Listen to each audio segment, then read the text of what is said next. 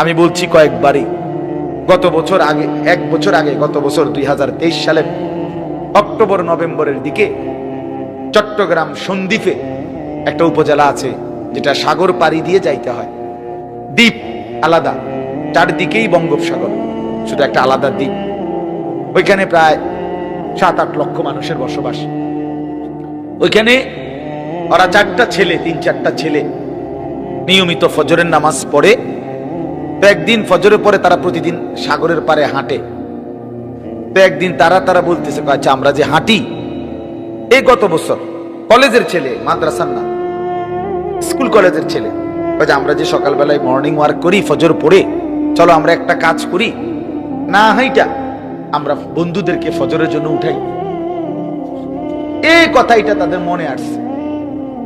তাইলে কেমনে উঠাইতে পারি? যে দুই ভাবে, একে তো ব্যক্তিগতভাবে ডাকবো, আরেকটা হলো জায়গায় জায়গায় ছোট ছোট ক্যাম্পেইন, মানে ফজরের জন্য গণসংযোগ করব, আমরা একটা ছোট ছোট প্রোগ্রাম করব। ছোট প্রোগ্রাম কি? যে মনে করো কিছু যুবক ভাইকে একত্রিত করে একটা কোরআন তেলাওয়াত, একটা হামদ নাত, ফজরের গুরুত্বের উপরে একটু কথা আর একটু মুনাজাত, এই 4টা কাজ করবো। এই ফয়সালা নিয়ে এখন এটা লিখবো, মানে এই যে 4টা কাজ, কোরআন শরীফ তিলাওয়াত, একটা হামদ নাত, ফজরের উপরে একটু গুরুত্ব আর একটা দোয়া, এই কথা এটা লিখবার জন্য তারা বললো যে এটা আমরা লেখা দরকার, নাহলে তো সিদ্ধান্তটা যে আমরা যেটা করবো এখন কাগজ নাই। তারা তো হাঁটতে গেছে সকালবেলা ফজরের পরে। ওই যুবক আমার নিজে শুনাইছে মাহফিলে সবার সামনে। তারপরে বলতেছে, হুজুর আমরা সাগরের পারে হাঁটতে হাঁটতে পরে খুইজা একটা সিগারেটের প্যাকেট এটা পুরে আনিস, নিয়ে ওই প্যাকেটের ভিতরে যে উল্টাই আছে সাদা জায়গা, এইটার মধ্যে কলম দিয়ে লিখছি এই আমগো এই সিদ্ধান্তটা। এই একটা কাগজ দিয়ে লেখা শুরু করছি।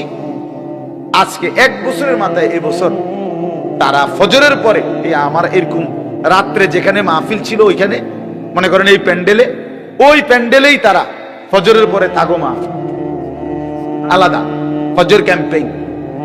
এরপরে ফজরের পরে আমি মসজিদে আপনার তাসবিহ পড়ে 10-15 মিনিট বাইরেছি।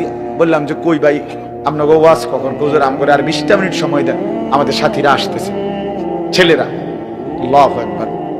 এই আধা ঘন্টার ভিতরে দেখলাম কমপক্ষে 4.5 থেকে 5 হাজার ছেলে ফজরের নামাজ জামাতে পড়ে, সব সাইকেল মাইকেল দিয়া সব আইসা প্যান্ডেল ভইরা গেছে। ফজর বা সব কিশোর তরুণ, সব কিশোর তরুণ নওজোয়ান ছেলে। তাইলে মানুষ কি করতে না পারে? 4টা ছেলের একটু ছোট্ট ফিকিরে, এই কয়েকজনের ফিকিরে তারা বলতেছে যে এখন আমাদের এখানে এই অগণিত ছেলে আলহামদুলিল্লাহ আমাদের উপজেলায় ফজরের নামাজ জামাতে পড়ে।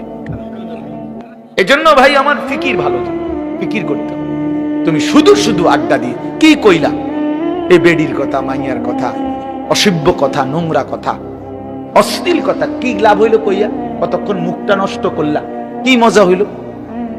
কিছু অসৎ বন্ধু ওইগুলা হয়তো একটা হাসি দিছে, চিৎকার দিছে, ঠ্যাং দিয়ে একটা লাথি মারছে, হ্যাঁ, পাগলের মতো, ছাগলের মতো, তার সিরার মতো, আর নাই তো কি? এটা কি কোনো মজা হইল কিছু?